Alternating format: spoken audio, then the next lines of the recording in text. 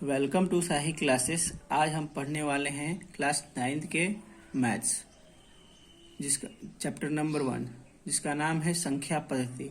संख्या पद्धति को पढ़ने से पहले हम कुछ संख्याओं के बारे में जानेंगे जो बहुत ही अति आवश्यक है।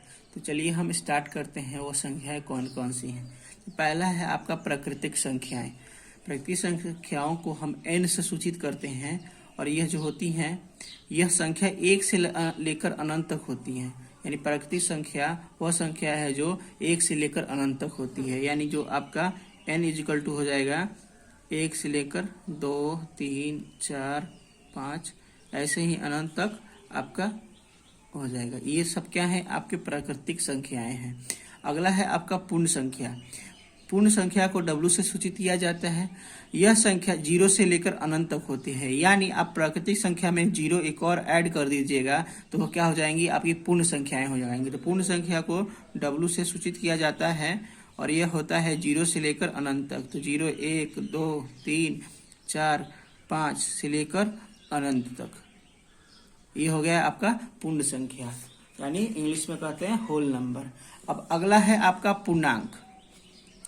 यह पूर्ण संख्या तथा ऋणात्मक संख्या के साथ मिलकर पूर्णांक बनाते हैं। यानी इसमें आपका जो पूर्ण संख्या 0 से लेकर अनंत तक और साथ में ऋणात्मक संख्या -1 से लेकर अनंत तक, ये दोनों जब संख्याओं को मिला दिया जाता है तो वो आपका क्या बन जाता है? पूर्णांक बन जाता है। तो पूर्णांक जो होता है आपका, उसको हम Z से सूचित करते हैं और ये होता है -∞ से लेकर ∞ से लेकर +∞ तक होता है। इसको बोलते हैं पूर्णांक। इस पूर्णांक के अंदर आपका पूर्ण संख्या तथा ऋणात्मक संख्याएं मिलकर पूर्णांक बनाती हैं। ठीक है। तो आपका आप देखिए धनात्मक पूर्णांक क्या होता है। धनात्मक पूर्णांक 1 से लेकर अनंत तक जो भी संख्याएं होंगी वो उनको हम क्या कहते हैं? धनात्मक पूर्णांक कहते हैं। अगला है आपका -1 से ऋणात्मक पूर्णांक, -1 से अनंत तक जितनी भी संख्याएं हैं उनको हम क्या कहते हैं? ऋणात्मक पूर्णांक कहते हैं। अब अगला देखिए अभाज्य संख्या। एक से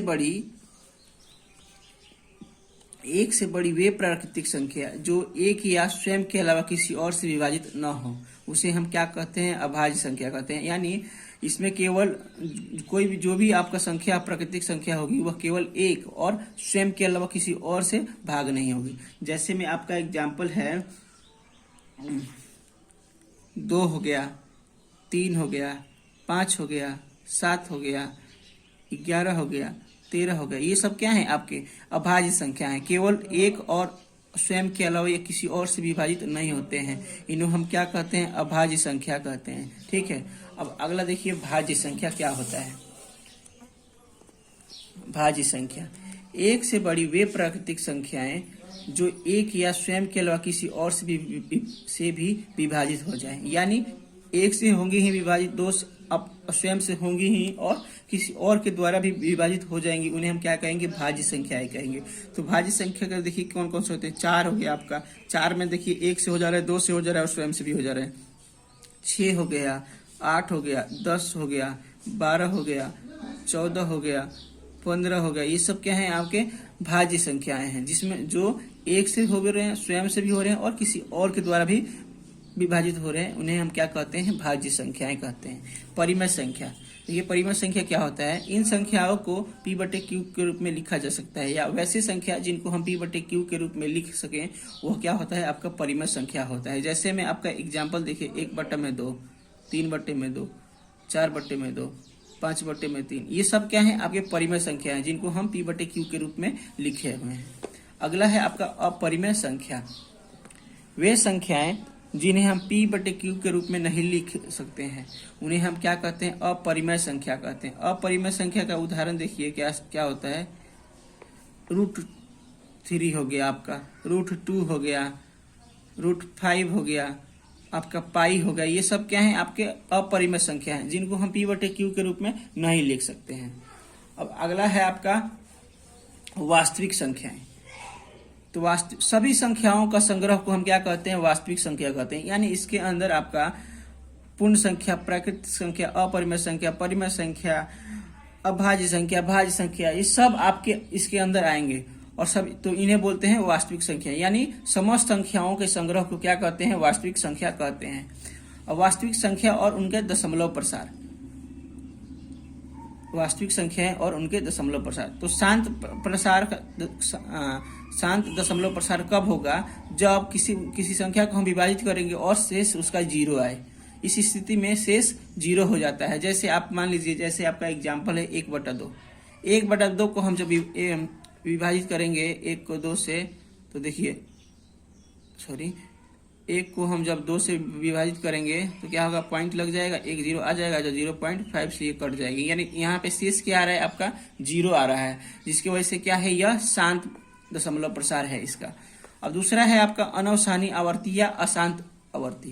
तो इस स्थिति में शेष की पुनरावृत्ति होती रहती है। यानी इस स्थिति में आपका शेष जो है बार बार आता रहता है। जैसे देखिए आपका 1/3 को जब हम भाग देते हैं तो अब पॉइंट लगा दिए 0 के बाद, तो ये आपका 0 आ गया। तो अब 3 से जाएगा, 3 तरीका 9, फिर 1 आया, फिर 0 लगाएंगे, 0 नहीं लगाएंगे, फिर 3 आएगा, फिर 9 आएगा, फिर 1 0 लगेगा, फिर 9 आएगा। तो ऐसा ही आपका देखिए बार बार आता चला जा रहा है।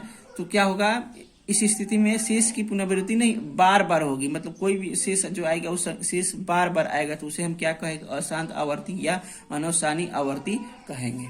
अब अगला है अनवसानी अनावर्ती या अशांत अनावर्ती। इस स्थिति में शेष की पुनरावृत्ति नहीं होगी। इस स्थिति में शेष की पुनरावृत्ति यानी शेष जो है आपका बार बार नहीं आएगा, शेष बार बार नहीं है, हर बार कुछ नया अलग नंबर आएगा। तो उस तरह की हम प्रवृत्ति को क्या कहेंगे, अनवसानी अनावर्ती या अशांत अनावर्ती का उसका दशमलव प्रसार है। ठीक है, तो ये हो गया आपके कुछ संख्याएं थी जिनके बारे में हम पढ़ लिए। अब आगे चलते हैं हम अपने एक्सरसाइज 1.1 के ऊपर। तो एक्सरसाइज 1.1 देखते हैं क्या है। क्या 0 एक परिमेय संख्या है? क्या इसे आप P/Q के रूप में लिख सकते हैं, जहां P और Q पूर्णांक है और Q जो है 0 के बराबर नहीं है। तो देखिए अब इसका क्या होगा कि हाँ, 0 एक परिमेय संख्या है। ठीक है, हाँ 0 एक परिमेय संख्या है। P को मान लेते हैं हम 0 से लेकर 1, 2, 3 अनंत तक जा रहा है। Q को मान लेते हैं 1 से लेकर 2, 3, 4, और जो Q है आपका क्या है, 0 के बराबर नहीं है, इसलिए हमने यहाँ पे 0 नहीं लिया है। सब प्राकृतिक संख्या ही है, लेकिन Q जो है आपका 0 नहीं है, इसलिए हम Q में 0 नहीं लिखे हैं। अब देखिए हमें लिखना है P/Q के रूप में। तो 0/1 को भी लिख सकते हैं, 1/2 भी क्या है, यहाँ हमारे परिमेय संख्या है, 2/3 भी क्या है, परिमेय संख्या है, 3/4 भी क्या है, परिमेय संख्या है। तो देखिए हम 0 हमारा परिमेय संख्या हो गया है कि नहीं हो गया है, 0/1 क्या हो गया है, परिमेय संख्या। तो आपका ये रहा पहला क्वेश्चन। अब दूसरा क्वेश्चन देखिए क्या है, 3 और 4 के बीच में 6 परिमेय संख्या ज्ञात करना है। तो सबसे पहले हमें जितना ज्ञात करना है उसमें हम 1 को जोड़ देंगे। तो अभी हमें कितना ज्ञात करना है, 6 परिमेय संख्या ज्ञात करना है। 6 परिमेय संख्या में हमें 1 जोड़ देते हैं, तो ये आपका आ जाएगा 7 आ जाएगा। अब क्या करेंगे, 3 में 7 गुने में 7 ऊपर, और 4 में आपका 7/7, यानी 3 के नीचे कुछ नहीं है तो हम 1 मान लेते हैं, 4 के नीचे कुछ नहीं है तो 1 हम मान लेते हैं। तो इस 3 के ऊपर नीचे हम क्या करेंगे, 7 से गुना कर देंगे, और 4 के ऊपर नीचे भी हम 7 से गुना कर देंगे। तो अब ये देखिए आपका हो गया 21/7, और ये हो जाएगा 7×4 28/7। अब हमें बोल रहा है 6 परिमेय संख्या निकालनी है। तो देखिए नीचे अब बेस सेम हो गया है, तो ऊपर हमारा क्या करना है, बस लिख देना है 22/7, 23/7, 24/7, 25/7, 26/7, और ये आपका 27/7। तो देखिए 2, 4, 6 ये आ गए आपके 6 परिमेय संख्या। 3 और 4 के बीच में आपके 6 परिमेय संख्या आ गए हैं।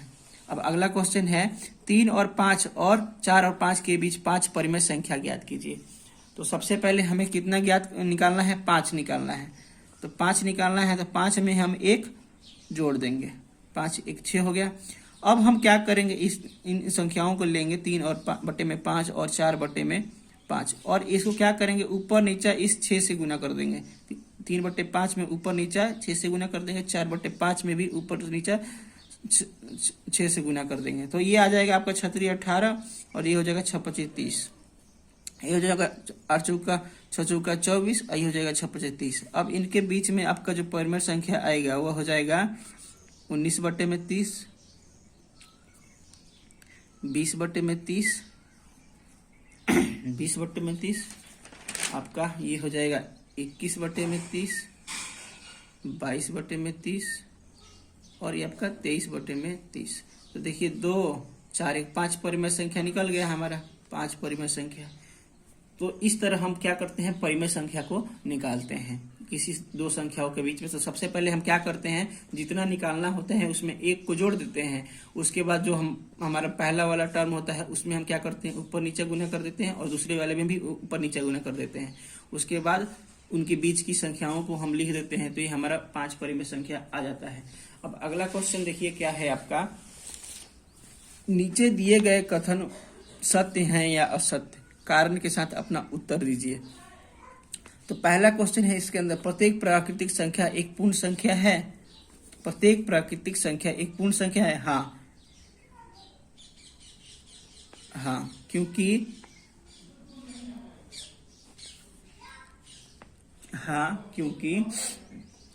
सभी प्राकृतिक संख्या पूर्ण संख्या के अंदर होती है, पूर्ण संख्या के अंदर होती है। देखिए आपका प्राकृतिक संख्या कहाँ से स्टार्ट होता है, 1 2 3 4 से लेकर अनंत तक, और जो आपका पूर्ण संख्या कहाँ से स्टार्ट होता है, 0 से लेकर 1 2 3 अनंत तक।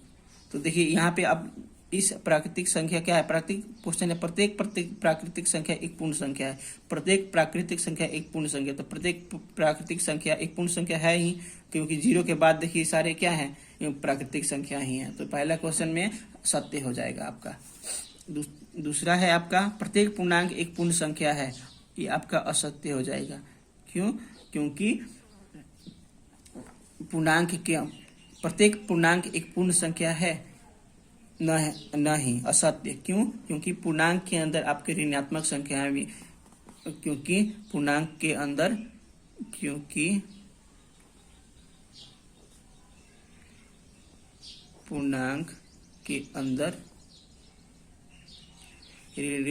ऋणात्मक संख्या भी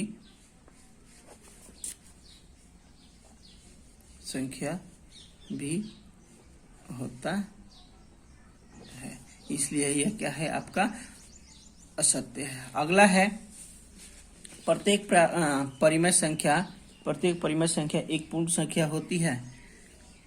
प्रत्येक परिमेय संख्या एक पूर्ण संख्या होती है, नहीं होती है, असत्य। क्योंकि आप खुद ही देख लीजिए यहाँ पे, अगर 1/2/3 है, क्या परिमेय संख्या है लेकिन पूर्ण संख्या है, नहीं है, क्योंकि ये इसका पॉइंट आपका दशमलव में आएगा, जो हमारी संख्या रेखा पे है ही नहीं। 4/5, 3/5, ये सब क्या है, परिमेय संख्या है, लेकिन ये आपके पूर्ण संख्या नहीं है। तो ये यहाँ पे आपका पहला 9th क्लास का पहला चैप्टर का एक्सरसाइज 1.1 का चारों क्वेश्चन हो गया है। आपको वीडियो कैसा लगा प्लीज़ हमें कमेंट्स करके बताइए, और हमारे चैनल को सब्सक्राइब कीजिए और बेल आइकन को प्रेस कीजिए और ज़्यादा से ज़्यादा लोगों को शेयर कीजिए। Thank you for watching this video.